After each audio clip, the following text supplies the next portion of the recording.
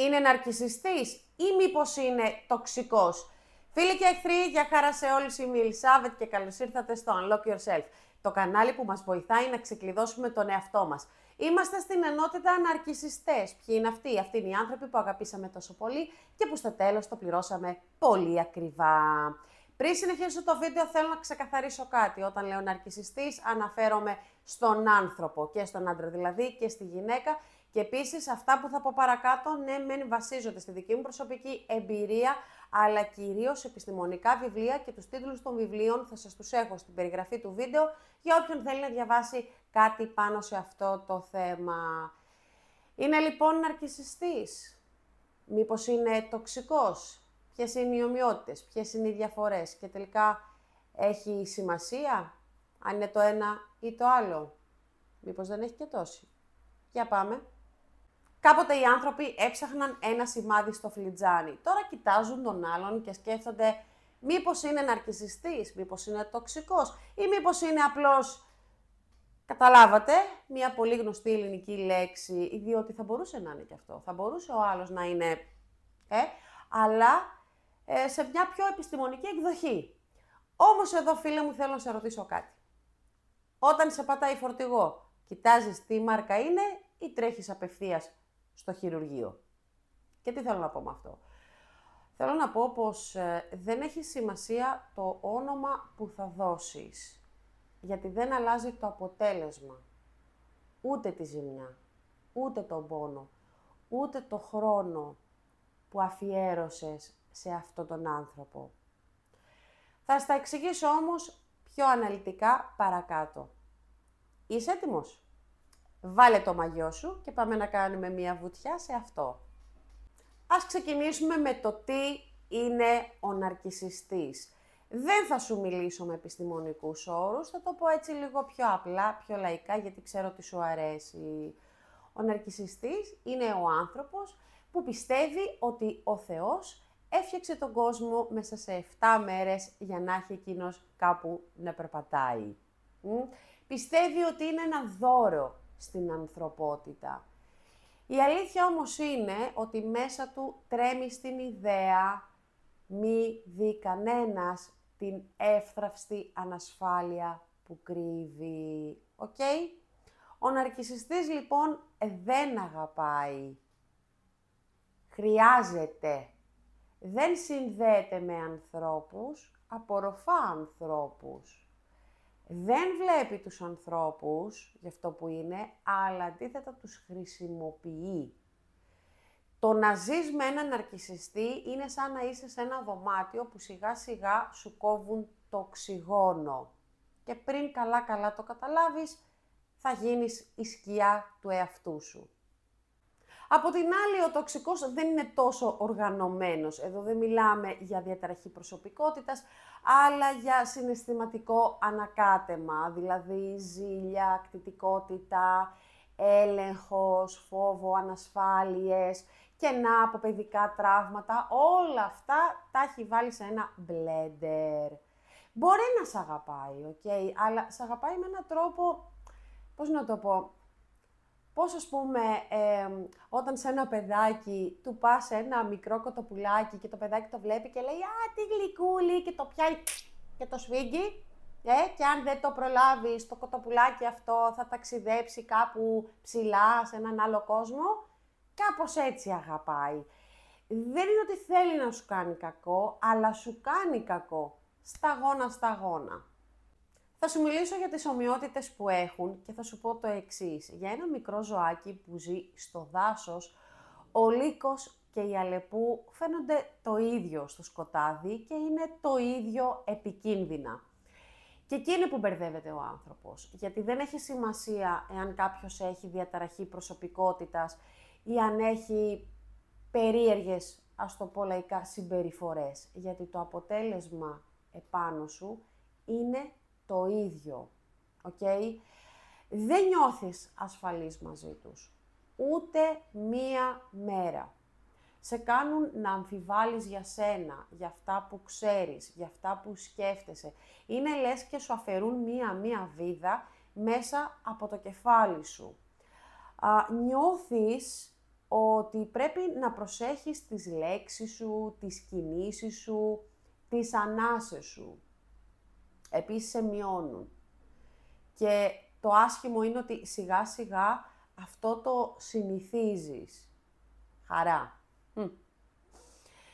Χαρά μαζί τους. Τη χαρά τη βλέπεις να σου κουνάει το μαντίλι και να φεύγει.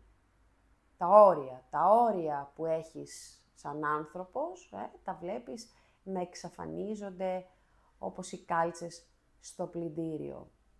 Και η αγάπη. Δεν υπάρχει αγάπη. Υπάρχει μόνο συναλλαγή.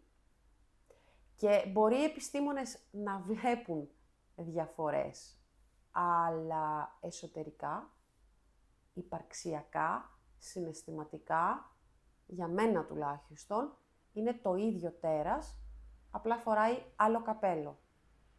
Τώρα όμως θα σου μιλήσω για τις διαφορές που έχουν αυτοί οι δύο. Οι ειδικοί τις βλέπουν, εσύ δεν τις βλέπεις, αλλά γι' αυτό είμαι εγώ εδώ, για να σου τις πω. Λοιπόν, ο ναρκισσιστής έχει δομικό πρόβλημα προσωπικότητας, ενώ ο τοξικός έχει πρόβλημα συμπεριφοράς. Ο ναρκισσιστής δεν έχει ενσυναίσθηση, ενώ ο τοξικός μπλοκάρει την ενσυναίσθηση. Ο ναρκισσιστής δεν αγαπάει, σε χρησιμοποιεί, ενώ ο τοξικός σε πληγώνει γιατί δεν ξέρει πώς να αγαπήσει. Και τώρα θα μου πεις, και τι σημασία έχει αυτό για μένα, παίζει κανένα ρόλο? Και τώρα θα σου πω την προσωπική μου άποψη. Για μένα δεν έχει σημασία αν κάποιος είναι ναρκισσιστής ή αν είναι τοξικός. Πραγματικά για μένα δεν έχει σημασία αυτό. Και γιατί? Γιατί δεν σε νοιάζει εάν το μαχαίρι που σε κόβει είναι ιαπωνικό ή αν είναι κινέζικο. Δεν σε νοιάζει όταν κάποιος σου βάζει φωτιά αν την άναψε με γκάζι ή αν την άναψε με ξύλα. Δεν σε νοιάζει αν κάποιος σου φέρεται άσχημα επειδή έχει διαταραχή προσωπικότητας ή επειδή έχει προβλήματα στη συμπεριφορά του. Εντάξει, το αποτέλεσμα είναι ίδιο. Εσύ καίγεσαι.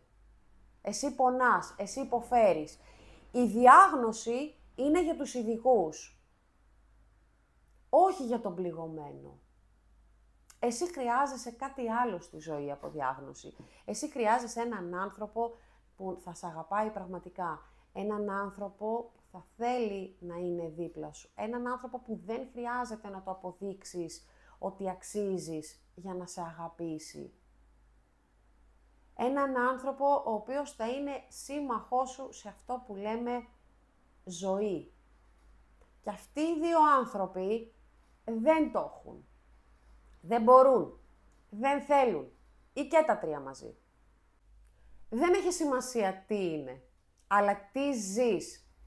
Και αυτό που ζεις μαζί τους είναι φόβος, είναι άγχος, είναι φθορά, είναι σύγχυση, είναι μοναξιά μέσα στη σχέση. Είναι μία μόνιμη αίσθηση ότι κάτι κάνω λάθος, κάπου είμαι λάθος. Και πίστεψέ με αγαπητέ μου φίλε, δεν έχει σημασία η ορολογία. Σημασία έχει ότι αυτές οι σχέσεις δεν σου δίνουν. Σου παίρνουν. Και σου παίρνουν το πιο πολύτιμο. Εσένα. Και τι κάνεις λοιπόν σε αυτές τις περιπτώσεις? Όταν κάποιος σου τρώει την ψυχή, δεν τον λες ούτε ναρκισσιστή, ούτε τοξικό. Πώς τον λες? Παρελθόν τον λες. Σηκώνεσαι και φεύγεις, Φεύγεις όχι γιατί κάποιος έχει κάτι, αλλά γιατί εσύ έχεις αξία. Κλείνοντας λοιπόν αυτό το επεισόδιο, θέλω να σου πω ότι δεν έχει σημασία αν κάποιος είναι ναρκισσιστής, αν είναι τοξικός, αν είναι αδιάφορος, αν είναι παθητικά επιθετικός. Σημασία έχει ότι μαζί τους δεν μπορείς να ζήσεις ελεύθερος, δεν μπορείς να πάρεις την αγάπη που σου αξίζει, γιατί δεν την έχουν να σου την δώσουν. Και στη ζωή, εάν κάτι δεν μπορεί να σου δώσει, δεν το χρειάζεσαι. Γιατί μετά γίνεται έξτρα βάρος. Εντάξει, και έχεις μία ζωή να διανύσεις, να την περπατήσεις. Και δεν χρειάζεσαι βαρύδια. Αυτό ήταν το σημερινό βίντεο. Εύχομαι να σας άρεσε. Αν σας άρεσε, πατήστε μου ένα like. Δεν κοστίζει κάτι και πραγματικά πέρα από τη χαρά που μου δίνει και ένα boost για να συνεχίσω. Και κάντε και μια εγγραφή στο κανάλι, γιατί βλέπω ότι πολλοί παρακολουθείτε τα βίντεο, αλλά δεν έχετε κάνει εγγραφή. Και η εγγραφή βοηθάει στην ανάπτυξη του καναλιού και αυτό σημαίνει περισσότερα βίντεο για εσάς. Εντάξει, βάλτε και το καμπανάκι να σας έρχεται η ειδοποίηση κάθε φορά που ανεβαίνει κάποιο βίντεο. Σας περιμένω και στα σχόλια να μου πείτε τη δική σας άποψη, αν τελικά έχει σημασία, αν κάποιος είναι τοξικός, αν είναι ναρκισσιστής ή τέλος πάντων είναι κάτι άλλο. Και τέλος, στο καρφιτσόμενο σχόλιο θα σας έχω τα social μου, ελάτε να με ακολουθήσετε και εκεί, κυρίως ελάτε και στο Instagram, γιατί εκεί ανακοινώνω διάφορα πράγματα. Σας ευχαριστώ που και σήμερα ήσασταν εδώ. Μέχρι την επόμενη φορά να είστε όλοι και όλες καλά.